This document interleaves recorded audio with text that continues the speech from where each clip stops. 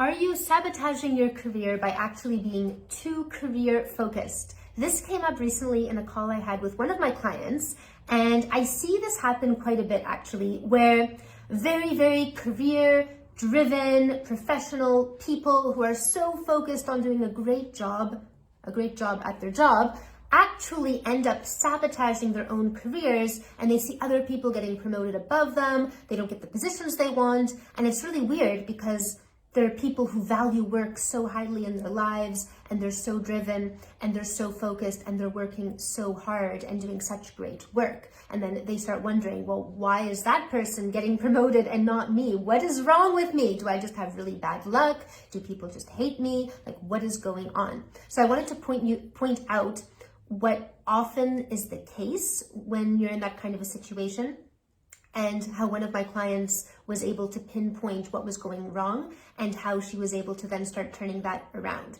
So in this situation, what I see happening a lot is that if you're too focused on just the work output and you're not focused enough on your own growth as a person, then what can happen is that you end up almost giving up a part of you. Like, you don't really know who you are anymore because you're just giving to the job.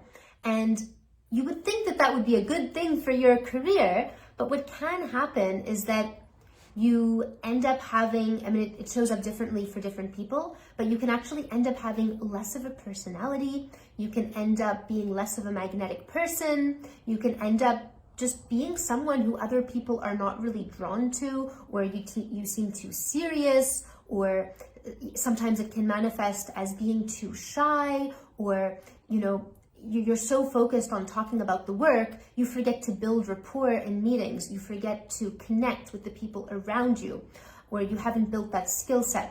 So that's why it's so important to invest in your own personal development and thinking about how you're growing as a person, in addition to what are the outcomes you're creating in your job.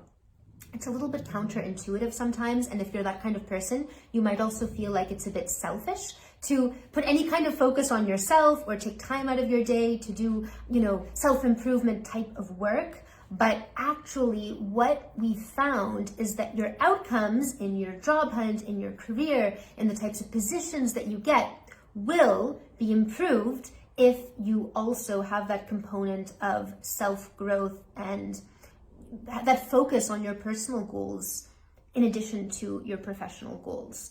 And that also really helps with you not feeling like you are giving yourself up and sacrificing everything for this job.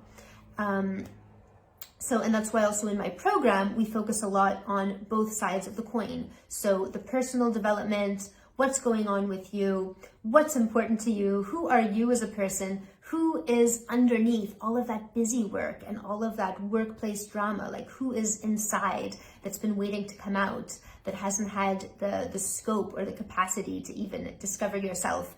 And on the other side of the coin is more tactical. It's how are you reaching out to people? How are you branding yourself? How are you portraying yourself on LinkedIn? That kind of thing. But both sides, and then of course there's the side of actually what is your experience and what's the work that you do. But all of those are really important, and you just want to make sure that you're not neglecting one for the other, because it will impact your career, where you get to in your career. So I hope that helps someone. Let me know below if you've ever felt like you've needed to sacrifice your own personal growth or your own personal well-being for your job.